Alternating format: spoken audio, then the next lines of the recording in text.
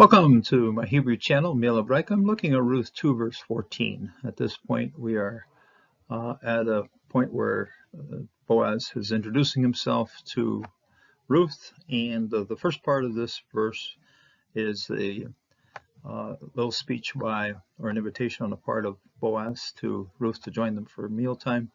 And then the second half of this verse is a description of what she does, what he does, and so forth. So at that point, when you're looking at the verbs, you have to look at the gender prefix of each verb to know who is doing what. So at that point, stay alert as to which way those verbs are going. So let's get into the study, and I hope you can have your English Bible open, standard version, some sort of standard version, and then having your app open as well. You can follow along on that as well to see what these words, what the roots. I won't explain them. Sometimes I will explain the root, but sometimes I'll just tell you what it means. 2:14 to 13 ends with Shifatecha, and this one a little bit worn out because the scribe has been pointing it out a lot. Siluk, and then no sof pasuk. But anyway, Siluk's good enough to close off the verse 13. Verse 14 begins right here. Va, conjunction, va yomer. And he said, this is the masculine prefixing, of course, and that the verb has a milra position of the accent, so it is a little bit unusual in that regard. Usually these are milel accented. It's a segolate, so you got the segol here, and that pushes the accent to the forward, but not always, as this one goes to the end. Boaz, so Boaz said, lach to her, antecedent of this suffixed pronoun is going to be Ruth. So he said to her. Ruth is not mentioned here by name, but certainly appears numerous times as a pronoun. So lach to her, Boaz.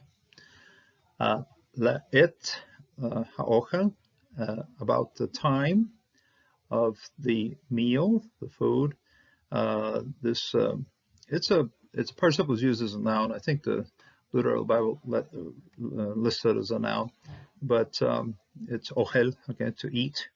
We're going to see this root 3 times through here. This one's ha'ochel, achalet, and I believe it comes towards the end a little bit again. Achalet, it'll be here again sometime. We'll find it again, okay. So, Vayomer lach Boaz la'et, at the time of the meal, the time for eating, ha'ochel, to eat, ochel is to eat, and he gives hortatory verb here, gozeh, close up, okay, gozeh. There's a really actually nice English word to sort of follows or sort of covers this one pretty nicely. Cozy up, okay, gozeh, cozy up, and has that range of meaning also, okay. So look it up, okay, I invite you to look up in your Blue Letter Bible, look up what Gimot Shin does, and you'll find out a pretty extensive range of meanings. Mostly just get close to, and I won't list the other meanings in this video, but you can look it up. Gozeh, halom, to hear, okay, halom, come up close to here, okay. Ve, achal, let, achalet. I think Blue Letter Bible doesn't takes the rule, but the rule is when you got a short vowel, then the following shava is going to be a silent shava. But if you left this as a silent shava, you wouldn't have any vowel pointing at all for this one, and really it kind of turned it into a diphthong. Really, they don't operate with diphthongs in Hebrew very well. So achalet, okay, and we'll see that one as tabalet. You'll see the same thing over here, and then you eat. Okay, this is the second person feminine ending here of this particular, and then you can eat or must eat, invited to eat, and you will eat.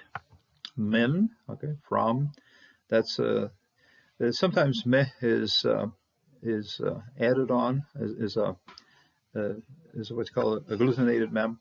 but this one's independent min. Okay, from. Okay, from. Makef right here, and then ha lechem, the bread. Lovely milel accenting on a double segolate, which is quite normal to see. The house of bread, which Bethlehem, house of bread. Now, at this point in time, there is bread. Wow, bread's available. Okay, good. The Lord is blessed. In fact, the Lord visited Bethlehem to give it bread. So, lechem, and there is bread available. Va, ve, ta, be, let, and then submerge or place. Now, the tet here, we can understand the very useful way of the mark, the cross or the mark that marks the spot. Okay, so you're going to place something in some place. So there it goes. You're with your hand, you're taking the pita, you're taking that bread, piece of bread, and you're going to put it in the hamotz. Okay, so from the bread and tiwatlet, and then place or position or dip.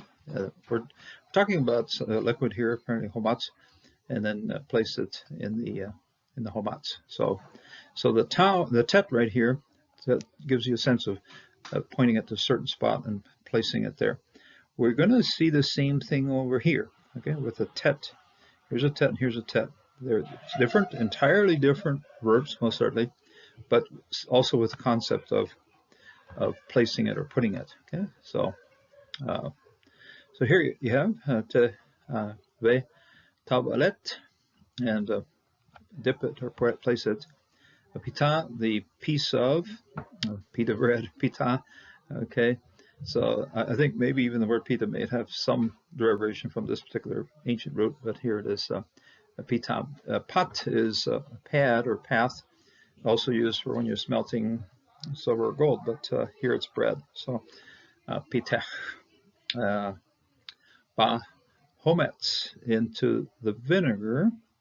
This is probably a vinegar sauce. It's something that's been cultured to give it a bit of a tangy flavor. So in a sense, it's been semi-spoiled with some kind of yeast or something, and sourdough bread sort of thing. So you have homatz.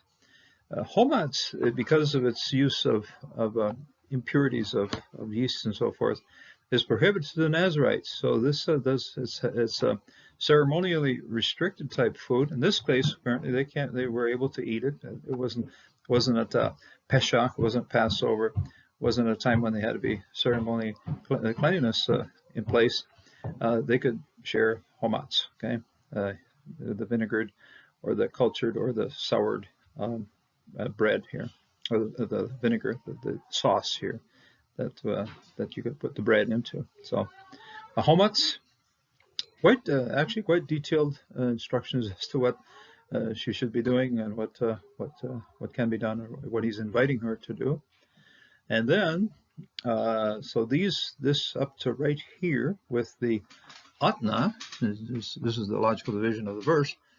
Up to this point, these are indications or actions that Boaz is telling her to do. So these are all good things. He's talking about the food, he's talking about what she should do with the food, and so forth. So he's giving her detailed instructions as to what he's inviting her to participate in this meal, and with these things, and also indicating how that should happen. So behamotz, and then we see so atma divides up the verse right there, and we see then va tesev. So here's a tau. We've started out with masculine gender with yomer, and we switched to feminine teshev, and then she sat down. So you start looking for the gender indications of the prefix parts of these verbs. So that's going to guide us in what's happening here in the subsequent action. So the teshev, watch out for the taus and watch out for the yods. Okay, the yods will be masculine, the taus will be feminine. She sat, and this tau has replaced a yod. The base root of this shev would be yashav, to sit, okay, inhabit or sit. So she sat, misad, from the side of. Okay, sad is to the side of something. When they're describing the menorah, you got all the branches coming out of the side of the main trunk. Same word is used there. Sadiqa. So side of. So it's a pretty well known root, to the side of, or from the side of, to the side of, from the side of. Akotsrim, of the harvesters, well known, plural masculine form. Probably included some of the female servants as well, but since you grouped them all together, you're going to take the majority of these are male, so these are the kotsrim, the harvesters. Va, yi, and that, okay, we've got a conjunction again, so conjunction and, yitz, bat, lach, okay, and yitz, bat, lach, kali, and then, so again, make use of the tet to mark the spot, and then he's marking it. Incidentally, the very root of this one is if there's a tet that exists with a nun at the front at the first position, and then a tet in the middle, and a nun, and you can lose both parts of it, and you're just left with a tet. So if we could just basically start with the tet, it's marked the spot, okay, and then he is taking the kali, okay, the roasted grain, and he's extending it out. He's placing it out towards yish. You got yish ba'ala lach. It extends out to her. Okay, comments. Hey at the end here. Who's the antecedent, or who's the person we understand as representing this pronoun? That's Ruth, of course, and that's a feminine suffix pronoun on the end here, indicating Ruth is receiving this action. He extended to her. Kali, burned or fried, roasted grain. Apparently snack food, kind of food that you would have middle of the afternoon. You didn't eat a large heavy meal, you just wanted enough food to give you pep for the rest of the day. So it's kali. It's a very simple roasted grain thing that workers in the field would find very easy to bring along or even produce out there over a fire if you had a tray or something to heat it with. So you can have kali, roasted grain.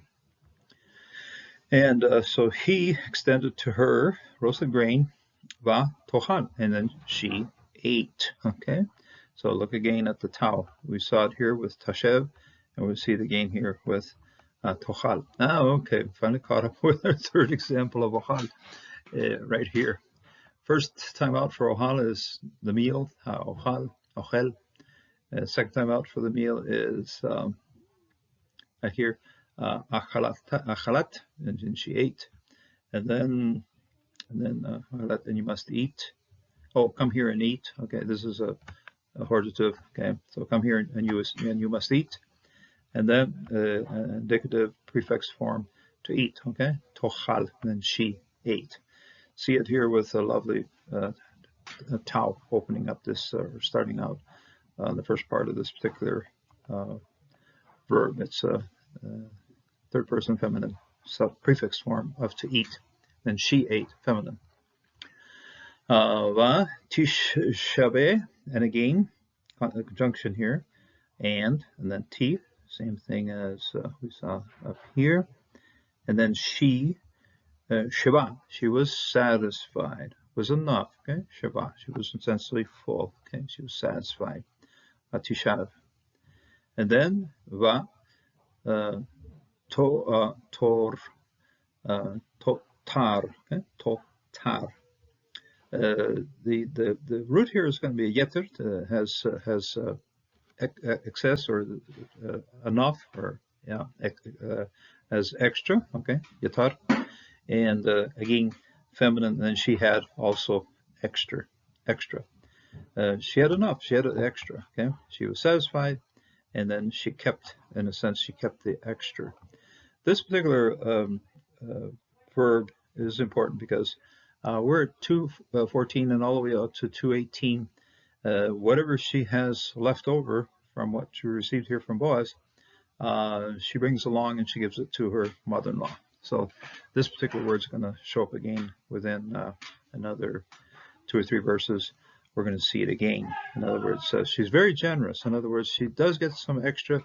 She doesn't keep it for herself. She keeps it, sets it aside to be used for Noemi, her mother-in-law. Well, when you want to establish a relationship with someone, invite them to a meal. Now, what's kind of special about this particular meal is it's very much in the presence of all the workers and everybody who's out there on the field.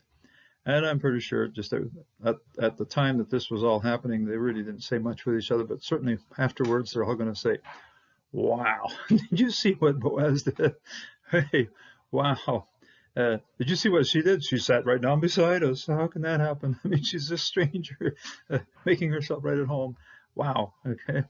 And so some people who were probably feeling nationalistic about it might have bothered them, but it really was quite. The story moves forward very quickly, and Boaz also right here knows that his actions, what he's doing there, is going to make it very evident to everybody else that he much likes this person and is willing to provide food, willing to provide a spot to sit, willing to do a lot of good things.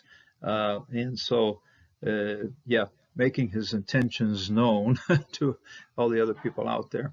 Sometimes that's what it takes. We make a decision and we'll going to live by it, and then we carry out the actions that are required to make that decision a reality. So if we've decided to do a certain thing, we think and we know it's of the Lord. In other words, don't just go running off on our own purposes and our own feelings, our own things. If we know that the actions that we are undertaking are of the Lord, go forward, do it. Have to invite somebody to a meal and explain to them what your purpose is in life or something. Do it, move forward, make a decision as to what's right for your life and right for others, and then move forward into it. So, beautiful story, and we see a lot of cultural things happening here. Each person, if you're following closely through the prefix forms of all these verbs, each person has a role, each person's done something, and the story moves forward very nicely, knowing that each person is carrying out the role that's expected of them. So, most certainly, beautiful story and something that also provides us an example for what we should be doing with our lives. In other words, decide what you're going to do, decide what's right, go ahead and do it, and step forward and show your intentions to others. Honorable intentions. Look forward to doing things the way the Lord wants you to do it. God bless and God strengthen you in this day. Until the next time.